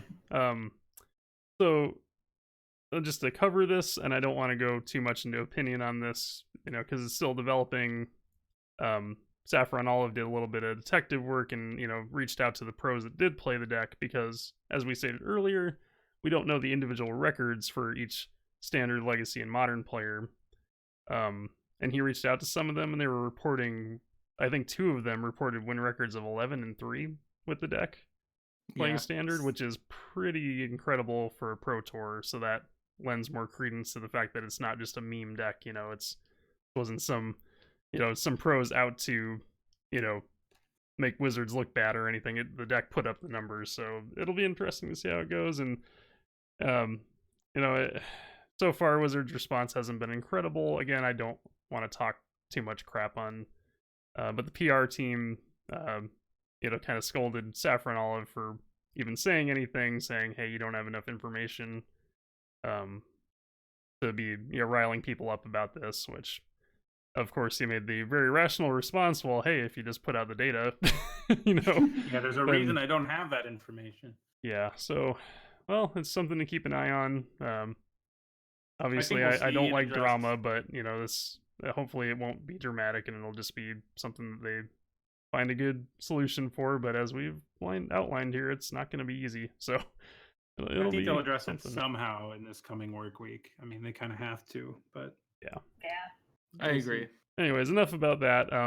You know, other than that, there was some other like great stuff. Like, make sure you guys watch the Enters the Battlefield for Richard Garfield. That was really cool. They were able to get together a bunch of the original alpha playtesters and like interview them, and you got to see like a bunch of the alpha alpha card, like the alpha playtest cards. Let me find a little bit here. Man, they really wanted to push that 24 or 25 anniversary kind of like nostalgia trip, didn't they? Yeah. Oh, you know what? I don't think it's great. It's fantastic. I would love to watch something like this. And now that you mentioned it, I'm gonna watch it as soon as we're done here. Actually, it's not on YouTube now, but if you go to the Twitch VOD, it'll be, you know, you can scrub through and find it. It was near the finals, I believe. Like, I think it was right after they did the finals for the Silver Showcase, because didn't they do the finals for the Silver Showcase today or something? Like I think they wrapped it up today, even though they did all the drafting and stuff on Thursday. Anyways, yeah, sometime near the end of the Pro Tour today, they showed it. Really great. Definitely recommend everybody watch it. Like, he just seems like an amazing dude, and you know, and it makes, like, it kind of put in perspective for me why he doesn't work on the game anymore. It's kind of sad, but like, worked on Dominaria. Yeah, and he really enjoys coming back, but like, it's one of those things like where it actually kind of haunts him how good Magic is, because he's realized he's never gonna make a game better than Magic. He admits that, like, he said, like, and you know, right now he's working on, you know, Valve's Artifact game, and he straight up says to the camera, like, I'm never going to make anything as good as Magic again. And I think that kind of haunts him. Like, it definitely I'm sure Valve appreciated that, but comes across that way. But yeah, it was just really interesting seeing all the alpha playtest cards and seeing the guys that you don't really hear about that often that helped like build up this game. And like the really funny part was like how quickly he figured out that trading was going to be like the thing that made this a thing. Because everybody was like, he'd give people packs of playtest decks, you know, to like try things out with like new cards and stuff in there. And yeah, they'd make their deck. They started it was actually 40 cards to begin with for your main deck. And people would take their extras and they would trade them around, you know, like trying to get more playables for their own deck. And seeing that like evolve because he's a mathematician, and looking at the economies of all that, and you know, really inspired him in different ways of how they ended up releasing the product with rares and things like that. And you can say, oh, that's not great for the game, but clearly something worked, because it is still the biggest, you know, paper trading card game. And yeah, definitely check it out. Whenever you have any game or any IP, honestly, around for 25 years, something was done right. Yeah, and I think you can credit it to just his ingenious game design. Like, there's a part where they interview one of his former professors. Oh crap, where did he go to school? Somewhere out in the East Coast, but escapes me at the moment. But he remarked on like how he was constantly just making new games, and you know, having everybody try them all the time. And it really shows you like it didn't just all happen at once. Like, it took, you know, a lot of effort and testing and work, you know, on his part, to like find that magic click, that just made everything come together. So Yeah. that'll be on the official Wizards channel in probably tomorrow, I would imagine. I think they like to give it some breathing room on the live stream so people would check it out there, and then they'll get it on YouTube. So yeah, that sounds awesome. I'll definitely watch it. Other little notes: people were wearing mismatched socks in honor of Richard Garfield because he always wears mismatched socks. It's his little quirk. So we got lots of people on camera showing off their wacky socks, and people on Twitter were doing it. I meant to do it, but I actually don't have any fun socks, so I was a little embarrassed to just put like plain work socks on. You have no fun socks? Okay. Nope, not right now. They never fit me right because I've got big gargantuan cankle feet, so all the fun socks are like tiny for the most part. It's true. My wife always gets me those, like socks at Christmas, and then I try to put them on, and it's yeah. So, anybody else have any comments on the 25th anniversary Pro Tour? Nope, I don't think so. No, yeah, I think we're good. I just want to say happy 25th, Magic. It was, yeah, it was a good show, all things considered. We talked about all the negatives, but there's still plenty of positives, and it's just incredible. Like, I can't even fathom 25 years. Like, I mean, it's just only slightly older than me, and yeah, you guys too, I'm sure about that. Yeah. It's slightly younger than me. Slightly younger than me too, Mike. Sorry, I didn't mean to out everybody for age. Mike, you're showing our age. Yeah. I know I'm the oldest one, but yeah, All right, without divulging it outright, you have to compare yourself to something else that exists in age, so we can try and guess it. Me? Yeah. You said you were the oldest. Something else that came out the year I was born, something like that. Something like that, yeah. Oh, I don't even know. I should. I'm a historian. Of course, I studied the Middle Ages, so you don't remember the stuff that happened from that era. You don't the remember late the stuff 20th when you're century born. doesn't help me out too much. You remember the things that came out in your childhood, not the year you were born. Yeah. True. No. Okay, that's good then. Name something that was like big in your childhood growing up. Sesame Street doesn't help anybody, Oh, that's not ancient. Give anything away. I don't know, man. I feel like everything that I could name is something like Rugrats, Rocko's Modern Life. Those are all things that all of us probably. Yeah. I think so. I mean, I can just tell you how old I am. I'm not that old. All right, let me guess though. Okay, all right. Sesame Street, that was actually I've never watched it, so I'm gonna say you're slightly older than me. I'm gonna say 29. Yep, that's exactly right. Yes, dunk. Yeah. Turned 30 in September. Old. Yeah. Congratulations, dude. I'm not too far behind you. I'm 28. There you go. I'm 27. You're the youngest then, Simon. Okay, but I also have the spinal cord of a 90-year-old, so. Yeah, we're all about the same age. See, it wouldn't have told you anything. Yeah, you're right. But I'd like to think that we are like the perfect representative of like the average Magic player. I mean, when I look at the demographics on my YouTube channel, the largest group is between 25 and 35 or whatever. So yeah, same here. Yeah.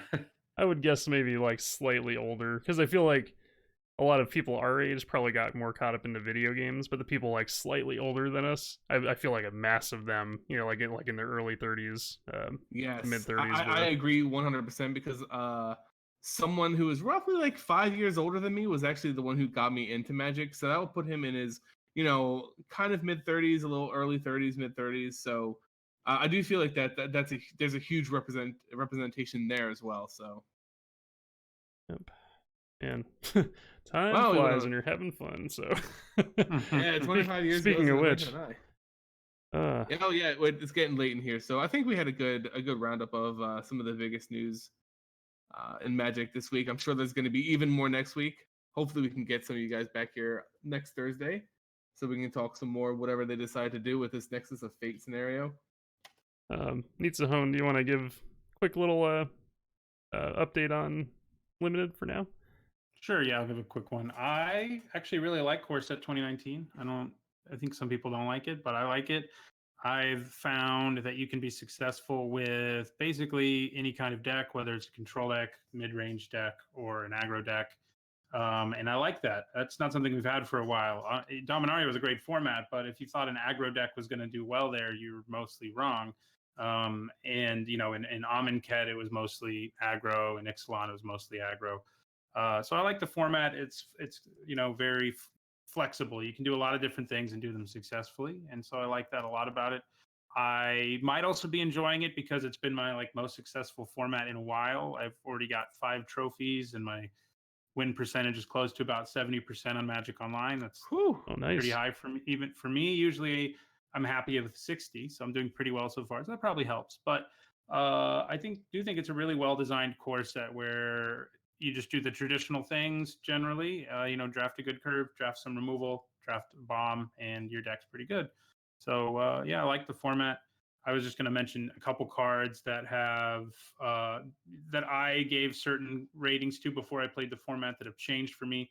One of them is Declare Dominance, which is 3 mana and 2 green for a sorcery, and target creature gets +3/+3, and all creatures must block it if able. And you know, I didn't think the card was bad. I think I gave it a C in my set review. But it turns out that because in black green there are multiple ways of getting death touch on your creatures, one of them just being having a common Daggerback Basilisk, another being the uncommon Signpost Uncommon Poison Tip Archer, and another being the rare Death Baron who gives death touch to zombies and skeletons. Turns out if you combo those together, which honestly isn't that hard to do, you can pick up a lot of Daggerback Basilisks at common. It is pretty busted. You can just wipe your opponent's entire board, basically. You get 2 for 1, two for something, but usually you're killing like 5 things. If you don't know, it is sort of a weird thing about Death Touch in that you can, because any damage is lethal, you can assign only a single damage to each creature that's blocking it. So the Death Touch will kill all of them. And if you combine it with Poison Tip Archer, it's especially busted because they lose a life for every creature that dies. So that's a really cool combo I've pulled off multiple times in the format and had it be great. I would say Declare Dominance. Don't cast it if your opponent has mana up and could kill your creature in response, though, because then you're the one getting blown out. And the other card that I think I overrated is Fiery Finish, which is nothing exciting, but it's 4 and 2 red. It's an uncommon for deal 7 damage to target creature. So basically says destroy target creature. It's just too clunky for this format. I said you can be any kind of deck, and that's true. And this is a removal spell, and that's nice. And I'm not saying don't run it. I'm just saying don't take it early. Don't let the fact that it's an uncommon removal spell make you take it over the common removal spell Shock, which is way better than it is, for example, just because it's so inefficient and so slow. It does kill their bombs, though, and that's nice. But I'm just saying don't first pick it. Don't take it early. I gave it like a B- in my set review. It's more like a C. So those are just a couple cards that I've had a lot of experience with lately that I wanted to talk about. I can speak on Declared Dominance because I got blown out during a game using with my opponent using that card on me. So can definitely attest to it. Even without Death Touch, it can be a blowout. But with Death Touch, it's utterly ridiculous. That's what I was gonna say. Is like I had a kind of similar underrating on it until I told you about that busted green deck that I made, like mono green. Yeah. And in that deck, even without Death Touch, like every time, as long as you've got a big enough creature, like you're still golden as far as like just clearing out a bunch of small blockers and things like that. Especially because the black-white deck just goes so wide a lot of times with like neonates and things like that that have pretty high toughness, you know, for their mana cost. They can be kind of hard to punch through until you can get like something like a Declare Dominance out. So yeah, you definitely have to be careful about when you cast it. You have to pick your spots, but if you pick it right, it can win you the game. Yeah, I've actually kind of come around a little bit on M19 Limited.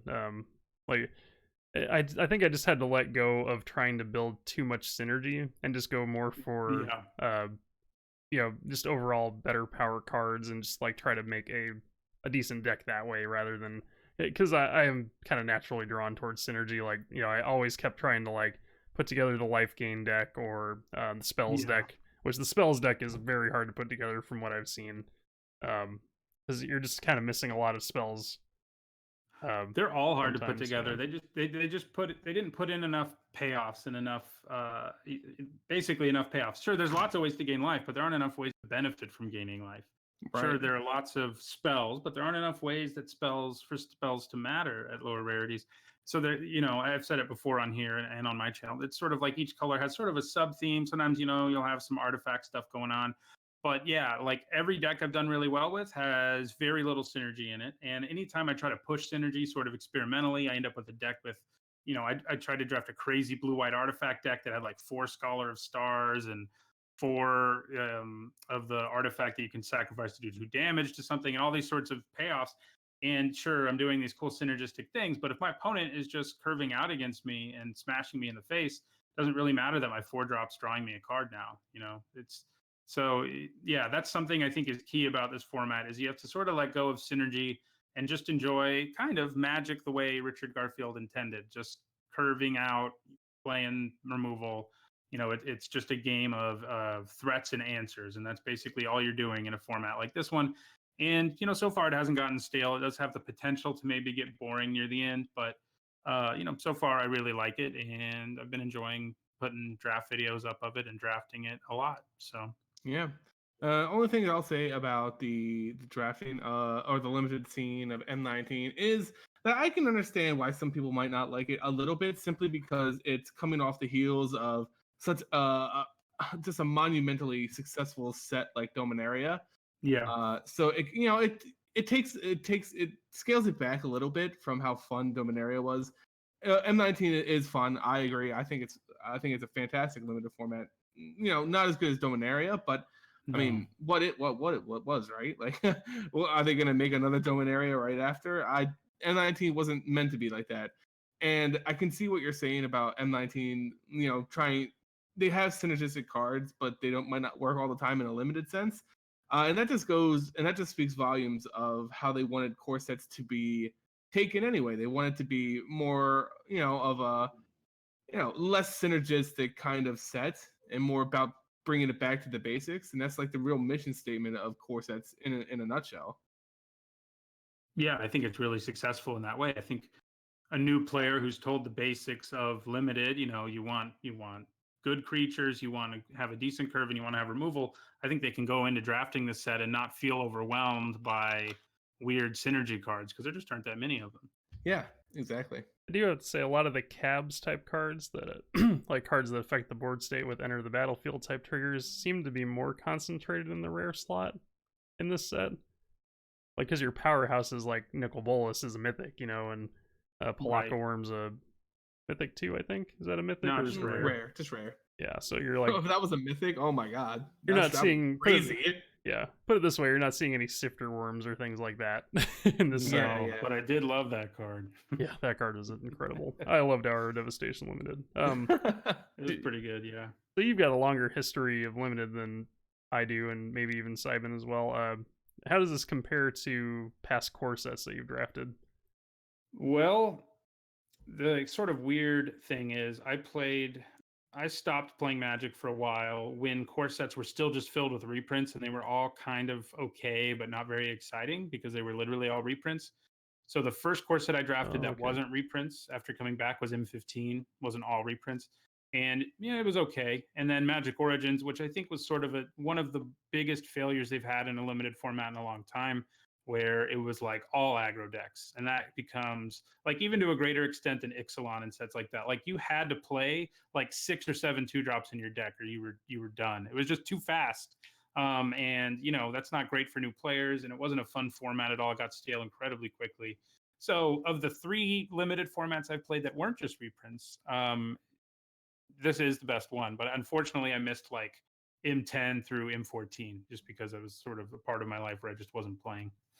So just for fun, do you guys have the Twitch stream open? Yeah, I do. I saw that you just started a draft. Yeah, I was gonna say, so do you guys want to do a pack one, pick one real quick? Yes, we can, but it's not. Let me refresh. I'll go ahead and read down the cards for the audio listeners anyways. I think this pack might be a little easy, so maybe we'll do like one more after this, because by the third card you'll know what we're picking first. But we can we can give that's what I would pick. We can give honorable mentions to the other ones. So I'll leave the rare for last, so we'll go reverse here. So we got Meandering River. Obviously a good pickup if you are going to splash into blue or white. Centaur Courser, Root Snare, Stir Strike, Bog Stomper, Walking Corpse, Snapping Drake, Scholar of Stars, Uncomfortable Chill, Pegasus Courser, Take Vengeance, Rupture Spire, Murder, Herald of Faith, and Gin of Wishes.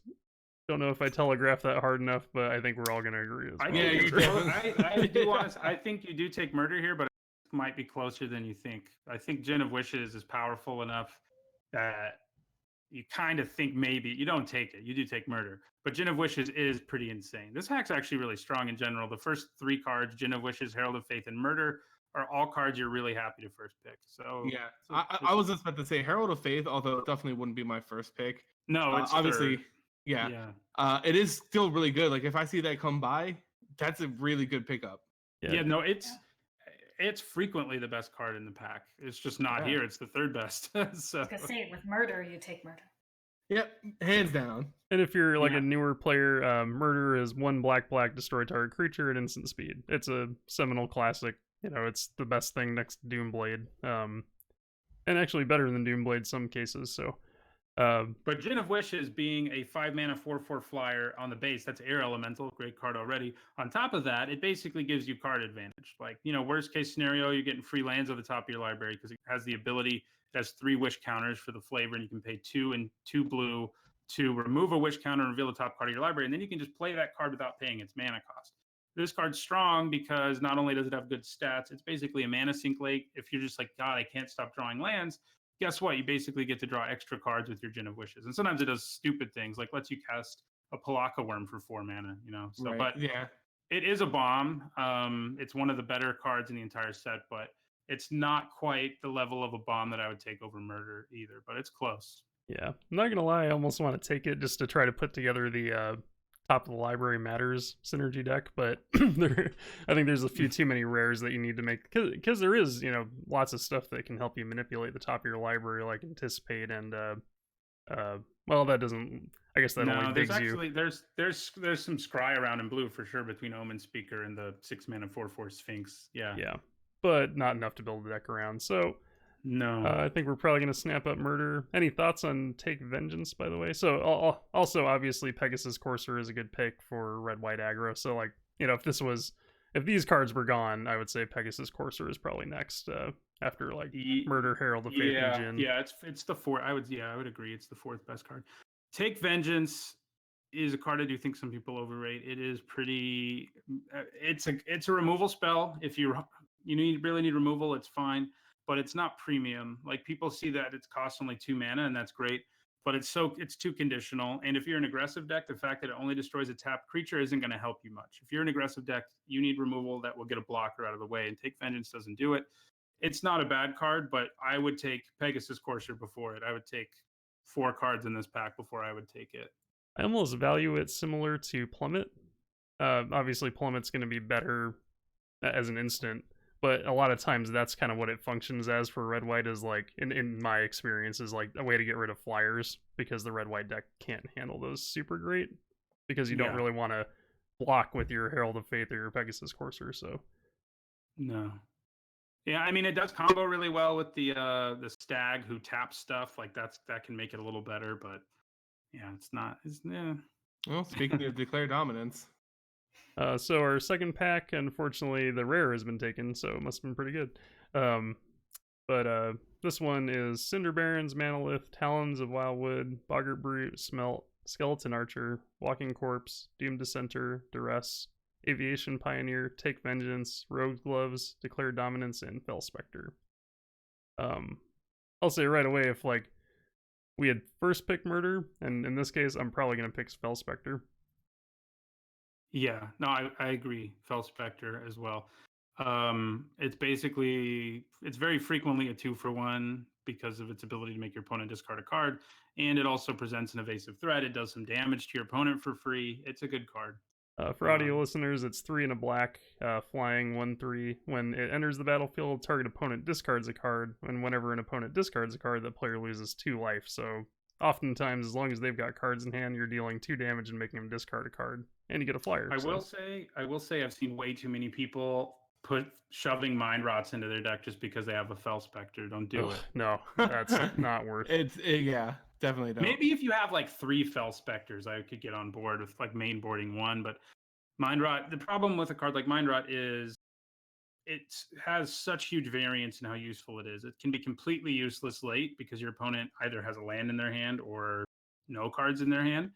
And early, sometimes it doesn't have that big of an impact either because your opponent, you get a 2-for-1, but the least impactful things possible. It does have sort of a sweet spot when your opponent is like in the late game and they're clearly holding on to things they want to cast or removal. That's like sorcery speed. And you feel great when that happens. But most of the time, mind rot's it's not worth main boarding. So if we pretend that the rare in this pack was Fraying Omnipotence, what's your first pick? If it were Fraying Omnipotence, what would be my first pick? I think my first pick would still be Fel Spectre. Okay, so Declare Dominance I feel like is just a little too risky, just because it's a little too risky. Yeah, I like it, but I don't like it as a first pick. Have you been a little disappointed by Skeleton Archer? I've kind of found there's not enough targets, in my opinion. Like I've mostly had the opposite feeling, actually. Most of the time I find it killing something, either helping kill something. I don't think it's amazing, and I wouldn't take it over Fel Spectre. But if Fraying Omnipotence with this, I would still take Skeleton Archer over Declare Dominance. I might take Aviation Pioneer after Fel Spectre, actually. But the Archer, the nice thing about it is in a worst case scenario, it's still a 4-mana 3/3 that does 1 to your opponent, and that's fine. So it's not a great card by any means, but I've been happy playing 1 or 2 in most black decks. I just find when I come up against like a green deck or something, I'm like, if it had just been 2 damage, this thing would be busted. But I guess that would be a Flametongue Kavu, so it would be not even quite, but yeah. Just get a Death Baron with it, and then you're good. Yeah, I will say I've had the benefit of having Death Baron a couple of times, and that may have shaded my opinion of it because then it does turn into Flametongue Kavu. Well, then it turns into Necrotol. Yeah, even better. Yeah, Ravenous Chupacabra. Yeah. I guess better Necrotol. Yeah. All right, so that was kind of fun. We're gonna stop there because we're going a little long, but maybe we can on an off week when we don't have a lot of stuff to do, we can like maybe just do a draft or something. That would be sweet, actually. I would love to do that and figure out how to make it enjoyable for the audio listeners. I mean, I think we can expect at least somewhat working knowledge for people, but that it is definitely tricky for people just listening to the sound file. If you guys can vamp for like just 2 minutes, I will be right back. And then... Sure.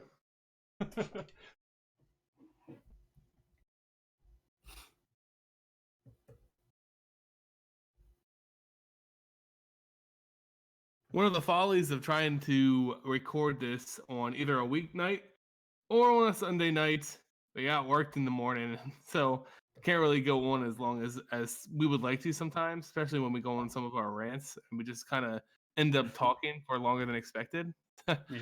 Yeah. That's true. That is true. Whew. Yeah, I'm tired too.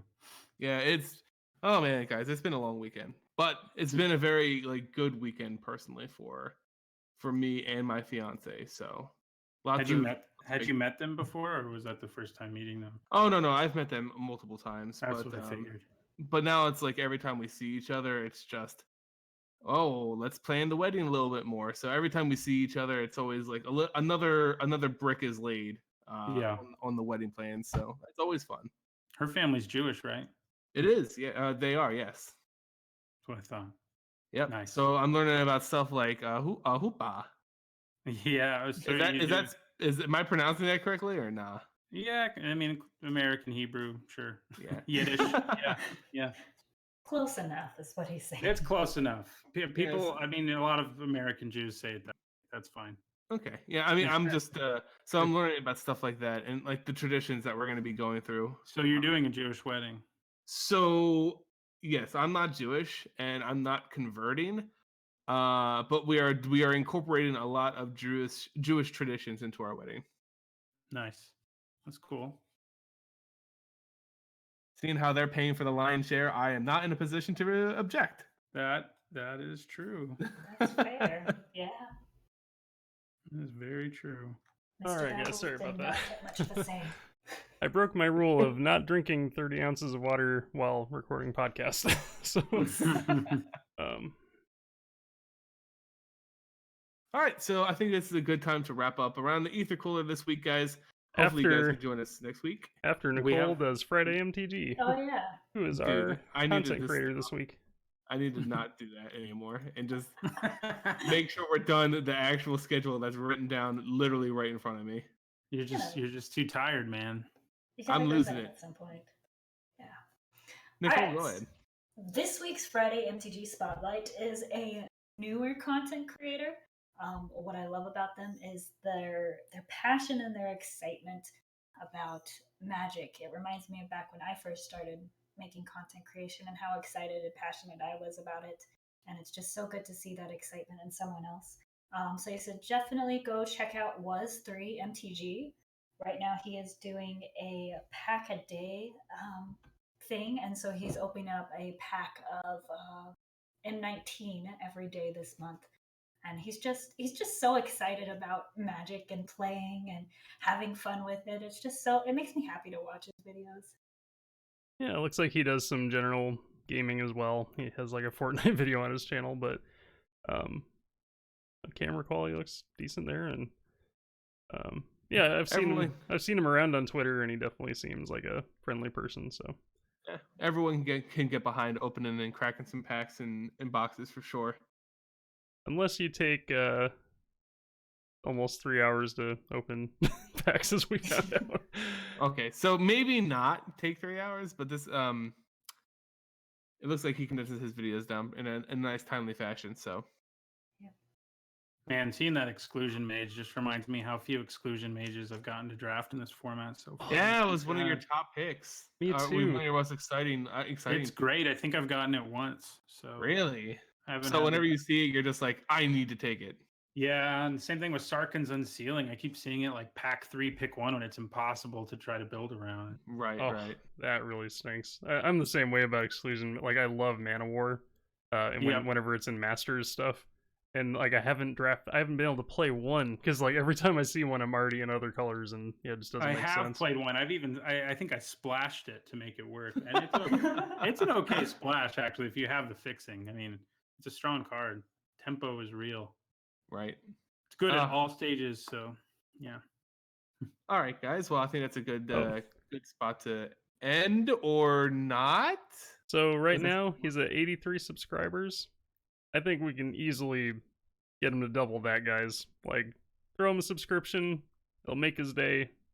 So let's see if we can get to 160 by next week. I will do my darndest. I am going to subscribe right now. There we go. I was going to say. We're at 84. All right, 84. Storm count 84. Let's see if we can do this Aether Hub style. The YouTube name was 3 MTG. Yeah, WAS3 MTG. For those in chat, those listening. Yep, and for people at home on the YouTube or on the audio. And just a reminder, I'll get this in real quick. If you ever miss the show live, you can always catch it on YouTube, or we have a RSS feed, and you can also find it on the iTunes store. So if you're an iPod user, you can get it on iTunes. Just search for Aether Hub.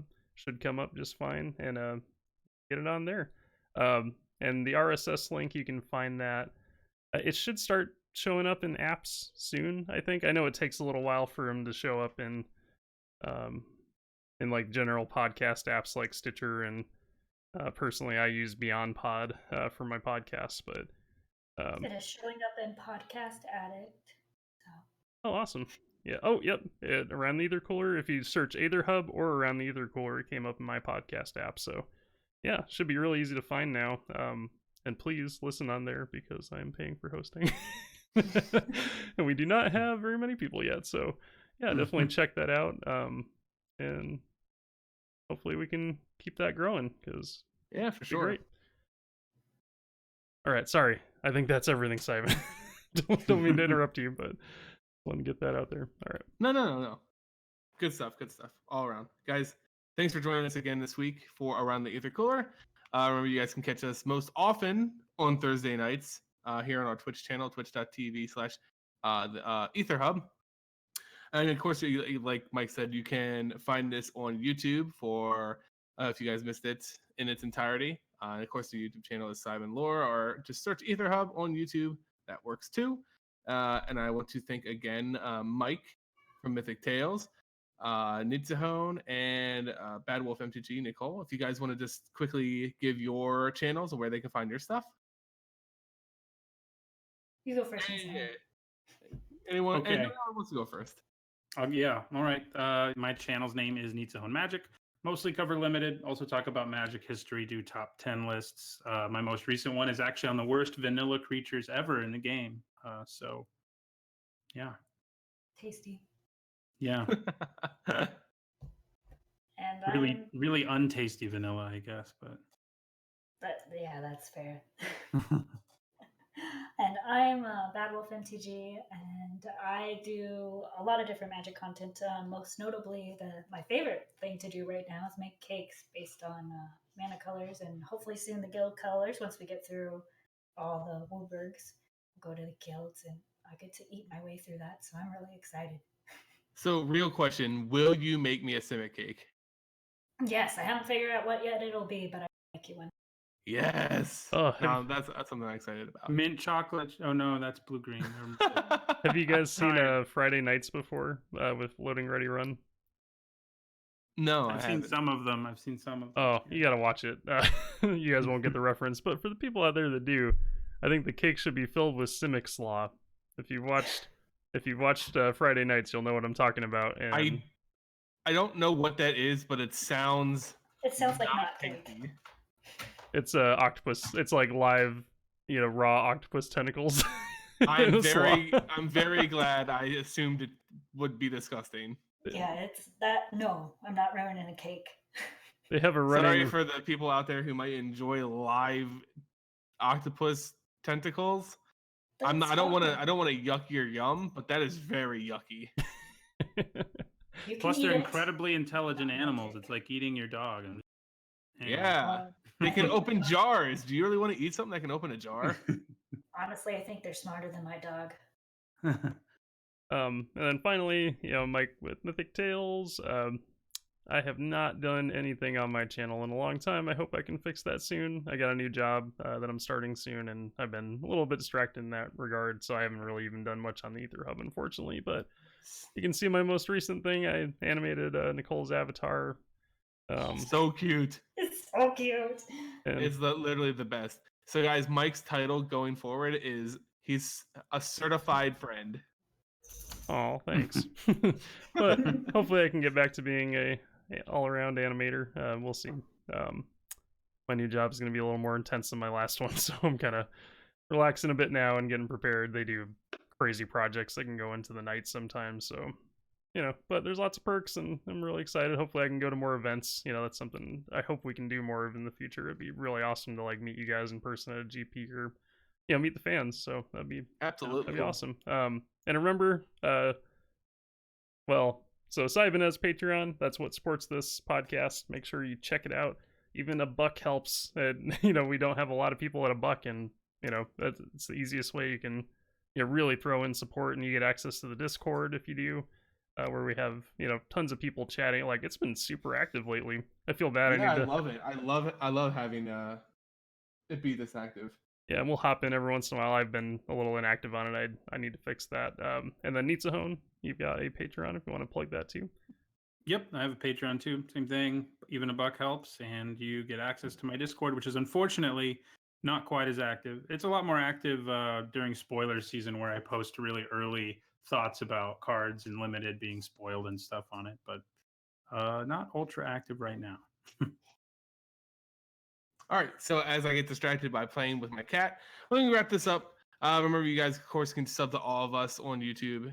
Follow us here on Twitch so you guys can catch our next podcast. And thanks for joining us, and we'll see you next time on Around the Aether Cooler. All right.